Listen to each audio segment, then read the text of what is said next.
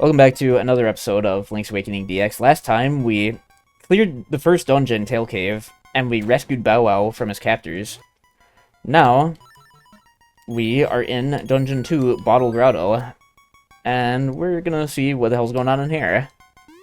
As you can see, there's a new green variant of the Stelphos for some reason, who will, try to actually jump on you instead of away from you. Look at that, we got a piece of power. Thank God, the best thing about the piece of power isn't even the bonus damage, it's being able to move, faster than a snail's pace. Anyway, so I know for a fact this left room here with the key is completely optional, but I'm so fucking gangsta that we're just gonna see what's in there anyway, of course. And then we're gonna almost jump directly into a pit. Oh, there goes that guy. A stone beak. Okay, great. I don't even remember what most of the stone beak statues actually say, because most of their tips are either, fairly obvious, or, they're hinting towards stuff that you've probably already seen, because a lot of dungeons are not particularly that linear. You can kind of just wander around a lot in them, and do certain things out of order. I'm not allowed to go down there right now, because, we don't have a key. See, part of the floor is raised. Tap the blue crystal. I don't think I really needed the owl statue to tell me that, but thanks, I suppose. Anyway, we got another weird enemy here. We got Shy Guys from Mario. That's crazy. And we will see more of him shortly, but for now, let's just head over here and get another key. Of course. Gotta hit the crystal to raise the blocks. Of course, I always fucking forget. Yup, and it just happened again. Now we can go down here, and there should be more Shy Guys in here, or another Shy Guy here. And what you're supposed to do is you're required to hit them from behind, so give them some of this. Easy. All that for a compass that we don't even need, right?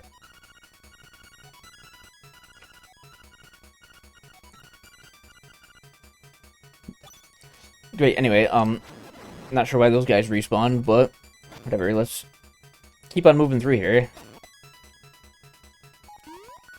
Random magic powder refill. Well, you actually need the magic powder in this, dungeon. Well, yeah, you do need it. For, 1 or 2 rooms. Now, we can spawn the key in here, and then for some reason we're going to have to loop all the way back around to that weird little spot in the room. So we can actually get the key. I'm not really sure why they make you do this, but whatever. It's still playing, that little jingle that plays once we get the compass indicates that there's a treasure chest to collect in that room. Well, I don't know why it played last time, but whatever. Whatever, anyway. Well, there's not that many new enemies in this dungeon, really.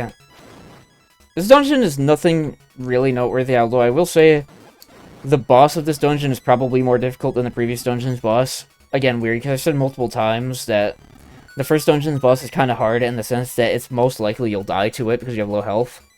I don't know, maybe I'm just kind of dumb. Make every block design the same. That's, again, not a very useful tip, but whatever. We got another one of these side-scrolling rooms as well. This, I suppose the original Zelda on the NES had rooms like this, right? I never played that. And, it doesn't look like that good of a game either, to be honest. Not that I care about Zelda in the first place. Okay, ignore that. That was me, failing to properly press the B button to jump over that pit and falling in. So, let's pretend that didn't happen. Anyway, another mini-boss, wow. And he's dead. Okay, great. The piece of power is a little broken. Cool, anyway. What's this guy have to say? Wow, this looks pretty heavy. Yep. Get used to that, like I said last time. Beat the imprisoned Pole's voice. Last Stelphos. See, now, as a kid, I want to say that didn't actually mean anything to me, because I did not know my Zelda enemy names, but that is an actually relevant hint that I suppose you don't need to know that hint to be able to clear the dungeon. Because you couldn't, in the room that's referring to, you can kind of just experiment. We'll be getting there fairly shortly. Another powder refill. Nice. And, chump change in rupees. Of course, we also have, booze from Mario, for whatever reason. Yeah, get out of here. There we go. We got one of the most important dungeon items in the game. We got the power bracelet. Which means no more worrying about things looking pretty heavy and not being able to lift them with our bare hands. Well, no more of that as long as we have this thing equipped. For some reason, if you do not have the power bracelet equipped even and you step into a heavy object, it still gives you the stupid nag message. So, you know, that's fun. Anyway.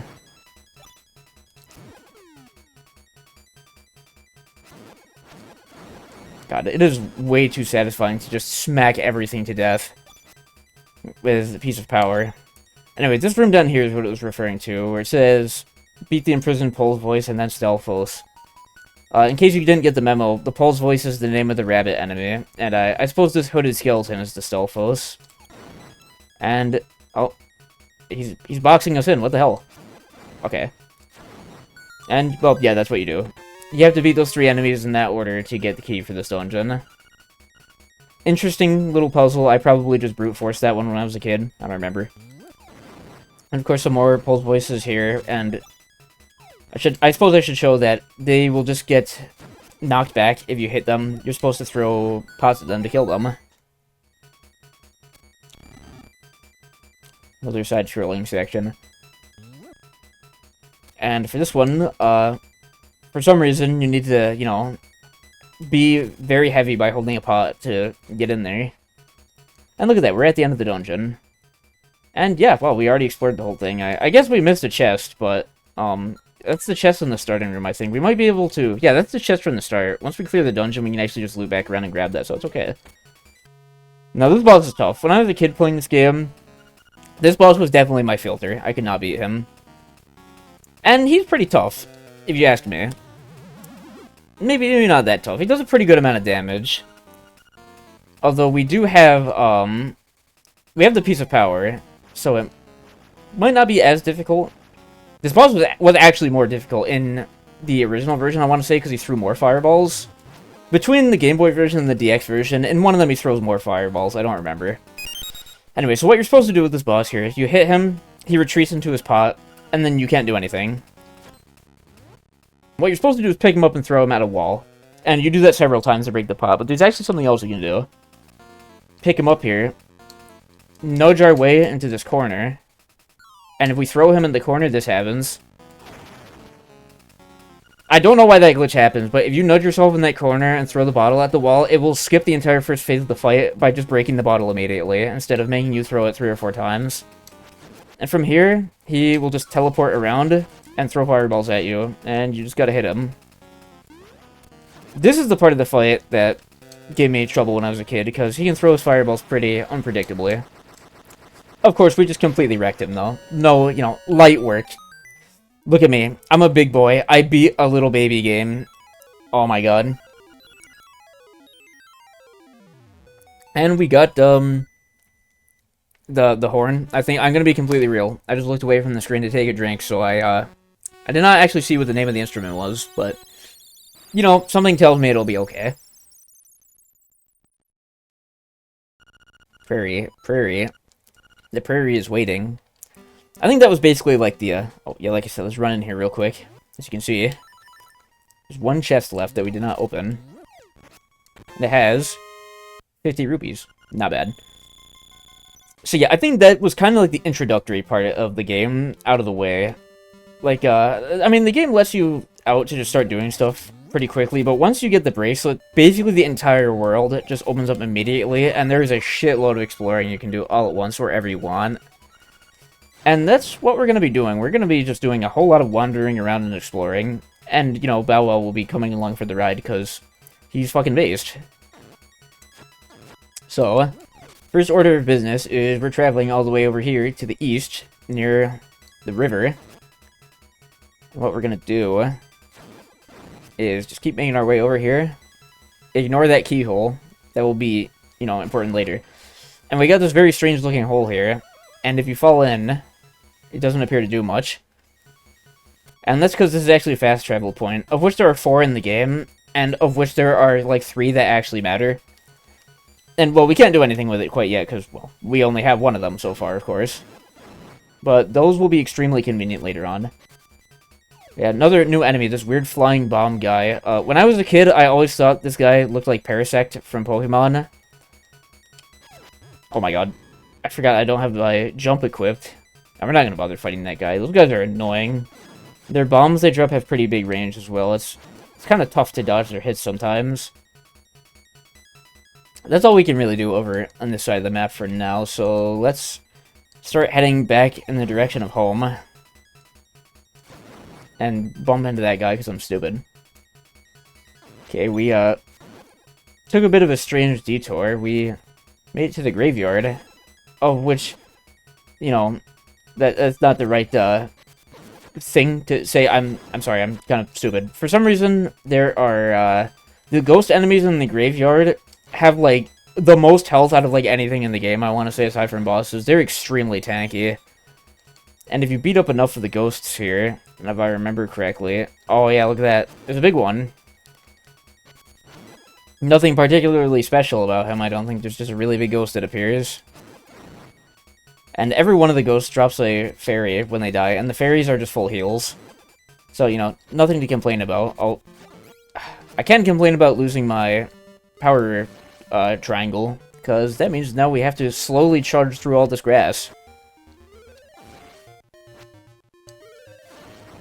Oh my god, look at that. That was awesome. And we picked up an arrow despite not actually having a bow. That's kind of crazy.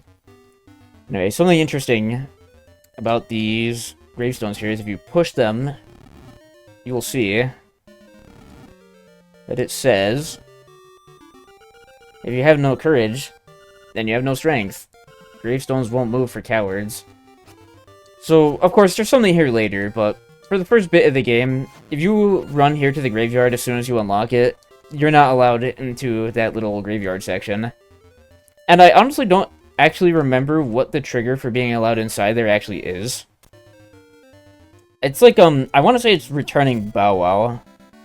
I think. Anyway. Oh yeah, I completely forgot about this. We don't have the shovel yet, so we can't exactly see this right away, but if you have Bow Wow following you, he will actually point out spots where you're allowed to dig. And Bow Wow is potentially here for only a very small part of the game, so that's pretty easy to miss. Especially since there's not that many spots where... Shut up, Bow Wow. I'm sorry, that was rude. There's not that many spots where you can dig and find secret stuff. So that is quite rare to see, but probably pretty helpful. Assuming, you know, you were playing this game when it came out and the internet didn't exist and you weren't playing it for the 100th time, of course. Anyway, as you can see over there, we got another heart piece. I think what you're supposed to do here... I think what they want you to do is to blow up that cracked rock down there with a bomb, use the hook shot, which you find way later, to zip over to the rock, and then jump over, or you can just do this. And look at that, we got 4 pieces of heart, and now we have 6 hearts total. I don't know if that's how they intended you to get over here, but it's, you know, it's how we're gonna do it. And then it just loops you back around to the graveyard, which is like, you know, whatever. Anyway. Now, we're going to go back to the forest, because there is something to see over here. There should actually be 1 or 2 things to find over here in the forest, now that we have the bracelet. As you can see, there's a tunnel here, and a fucking acorn in my inventory that I don't need. Get used to that. That's happened like once per episode at this point, oh my lord. Well, as you can see, we can come in here, but... there's nothing we can actually do in here yet, unfortunately.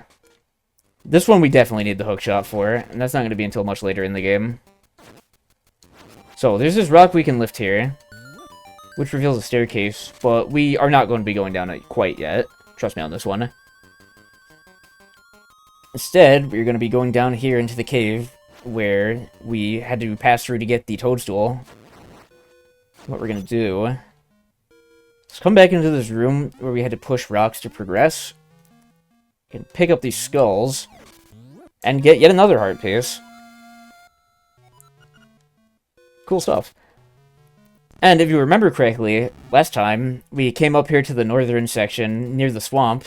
And inside that cave, there was yet another green skull with a chest behind it. Which means, yeah, we can go over there and get that now. Let's go do that.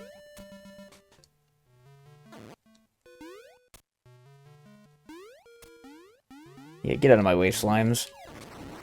Cool.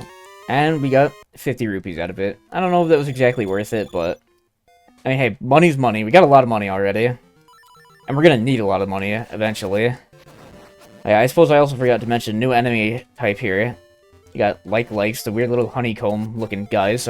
They don't... Not honeycomb, I suppose like beehive-looking guys, I guess. And I think, was it... They attack you by, like, eating you, and you get stuck inside of them, and you have to mash buttons to escape. And I want to say that if you're equipped with a shield and you don't mash out fast enough, then they'll actually just eat your shield. And you have to go to the store or the trendy game and buy a new shield entirely, which I have literally never once had that happen to me in this game, because... Well, there's not much reason to be using the shield in the first place, and why the hell are you getting hit by the likes? Just walk around them. Anyway, you got another seashell.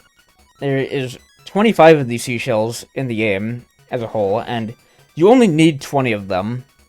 I'm probably not going to bother collecting every last one of them. You don't get anything bonus if you collect every single one. Anyway, let's not return Bow Wow yet. I still want him. Instead... Let's head on over here to the shop. And let's finally buy some bombs. And also, you know, while we're here, we have enough money at this point. Get the shovel. It seems expensive. I mean, you want to see expensive. Just head in here and... Oh man, look at that. 980 rupees for the bow is absolutely insane. Anyway, we can finally go to the right here, and up here there's another cave we can go in, which, well, is basically just another chest with some rupees in it, and, you know, it's nothing to complain about. Again, free money, you know? 50 rupees. Again, nice. Of course, we're gonna want all the money we can get. We're gonna steal that bow. Buy that bow. Fucking Freudian slip there. That's probably one of the most infamous things about this game, is, you know, stealing from the shopkeeper. Funny where we've played 2 games in a row where stealing from the shopkeeper is, you know, significant. Whatever. As you can see, we also got our second warp point, so now we can actually fast travel between the center and the top right of the map. Pretty cool. Anyway, I think the last thing we are going to do is quickly return to the first dungeon. Alright, we have just about made it back to the first dungeon, and if you remember, when I was pointing out that bombable wall, well, you probably figured that's what we're coming here to do.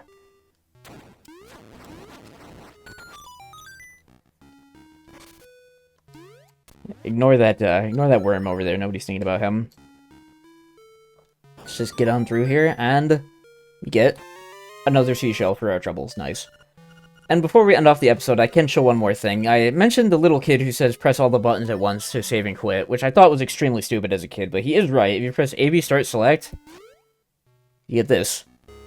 And if you choose save and quit, go back to the menu and load your save again, if you're inside of a dungeon and you do that, you'll actually just get warped back out front of the dungeon, which is extremely convenient. And there's something very funny about that later as well that we'll get to eventually, but that will be all for this time, so I'll see you in the next episode.